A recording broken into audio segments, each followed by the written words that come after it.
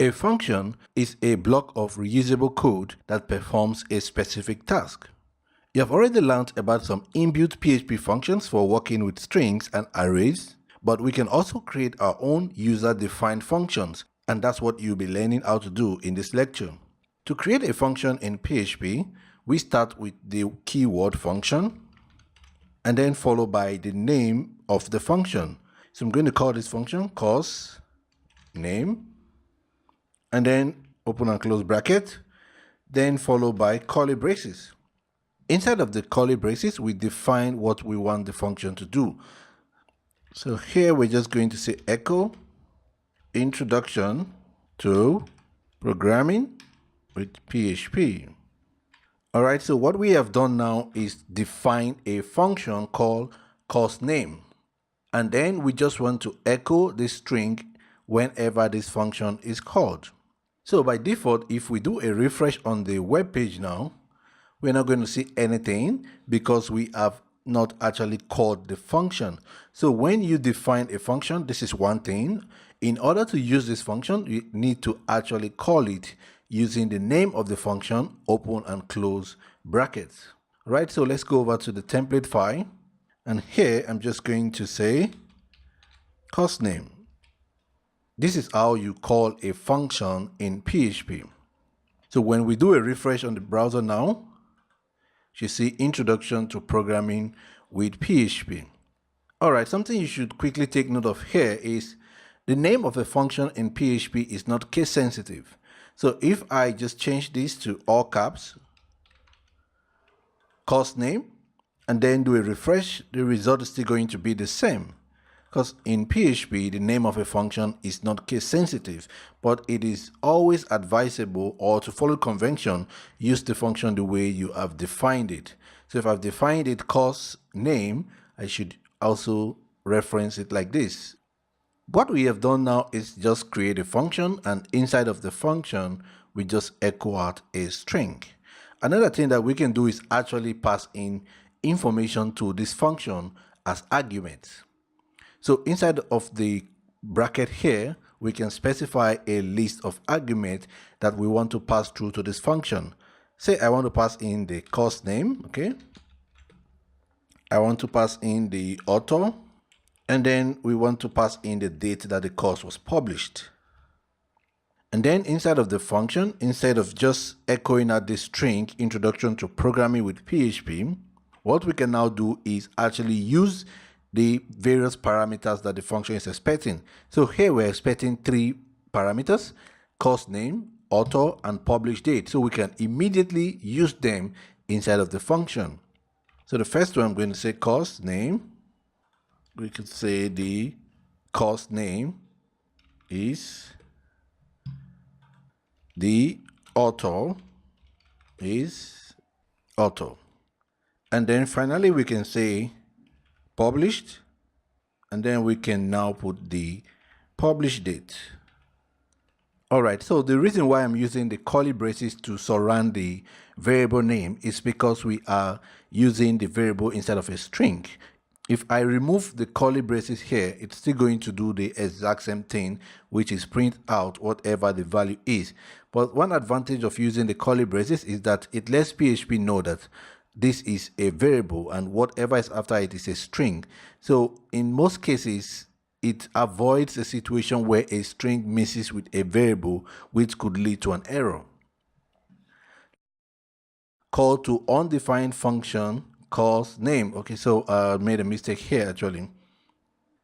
So let's come back here and say course name, then do a refresh. So they are missing arguments. Course name, missing argument 1, missing argument 2, missing argument 3, and then all the other errors. Okay, so because we are calling the function here without specifying the argument.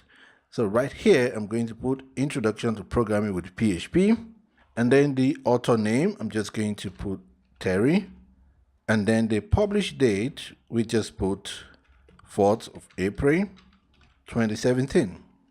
Right now, let's do a refresh.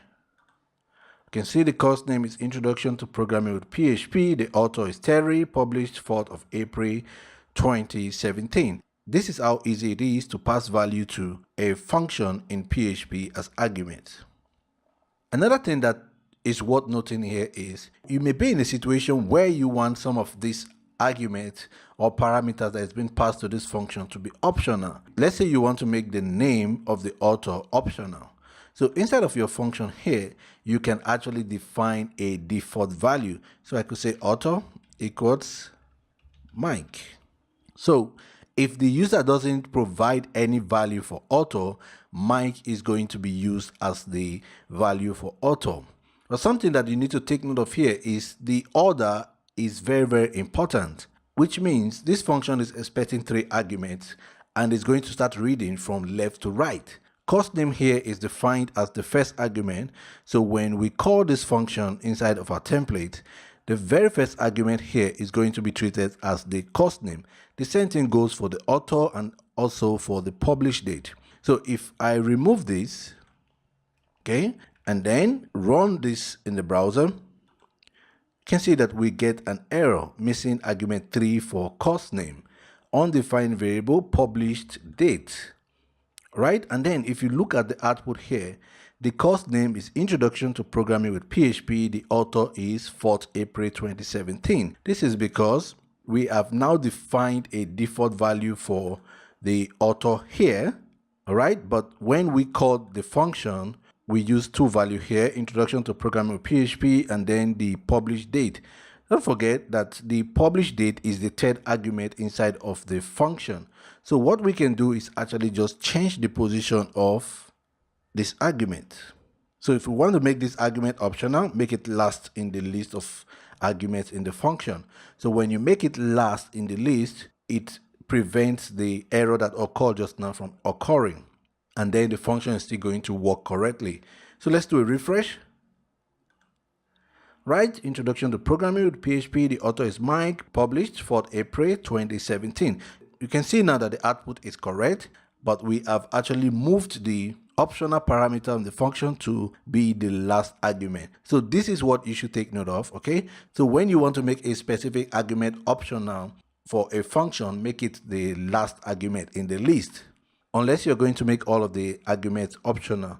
And to do that, you could just simply set it to, this means that by default, these are all going to have empty string as the default value. So in this case, you don't really need to care about the order. All right, so far in this lecture, all we just do is actually just echo out whatever we want to do inside of the function. This is not the only way that we interact with functions in PHP. A function can also return a value instead of just echoing at the result. Let's create a simple function to illustrate this. The function we want to create is to actually divide 2 numbers, okay? Argument 1 and argument 2.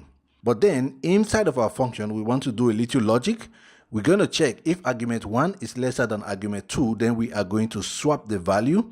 We do this if a specific boolean is set to true. All right, if you don't understand now, it's okay. Once we start writing the code, it's going to be clearer.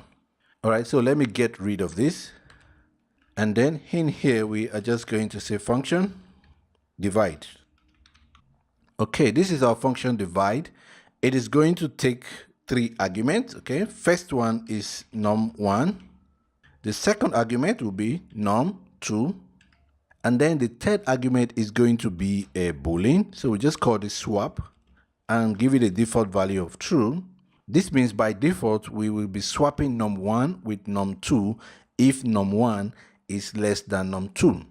All right, but if the user enters false here, we are just going to proceed and divide num1 with num2 without swapping. Inside of this function, we want to have an if statement here to check the variable swap. So we're going to say if swap and num1 is less than num2. All right, so what we are doing here is saying if swap is true and num1 is less than num2. So these 2 conditions must evaluate to true before we do whatever is inside this if statement. So inside the if statement, we create a temporary variable called this temp and set the value to be equal to num1. And then we are going to set num1 to be equal to the value of num2. And then we set num2 to be equal to our temp value. after swapping this value, we are just going to come here and say return num1 divide by num2. All right, so this is going to return the result of this division. So if we come back here to our template and then get rid of this, I'm going to say divide 2, 10. So if we actually refresh on the browser now, we're not going to see anything because we are returning a value from the function. We are not doing anything with the value that we return. We just only return the value. So when you return a value from a function, you can either do an echo here, say echo divide 2 by 10. This will then print the value to the screen, okay? You take note here that we did not pass in the third argument because inside of our function, we've already set the third argument to true. So if we were to pass in a value of false, all right, so once we pass in false here, it means that we are not going to do the swap, which means it's going to say 2 divided by 10, right? And the result will be 0.2. So one more thing that we may want to do is actually check if what the user is entering here is a number. So if the user enters a string here, then let's do a refresh. See that we are actually getting 0. So what we can do inside of our function, before we even do anything, let's be sure that what we are receiving is actually a number. So we can track that with an if statement. So we're going to say if, and then inside of our if statement, we are going to say if it is not an integer, if not is int num1. So we're saying if num1 is not an integer or is not an integer num2. So if num1 or num2 is not an integer, we're just going to return enter number for both argument 1 and 2. When you use the return statement, it is actually going to stop here, which means the function execution is going to stop here. It won't continue to do from line 10 to line 17. It's just going to stop here. So return is essentially a way of saying stop here. Give me the value at this point in time. So if we do a refresh on the browser, we should get enter number for both argument 1 and argument 2. So this is just a simple function that we have built to see how we can use return values in PHP.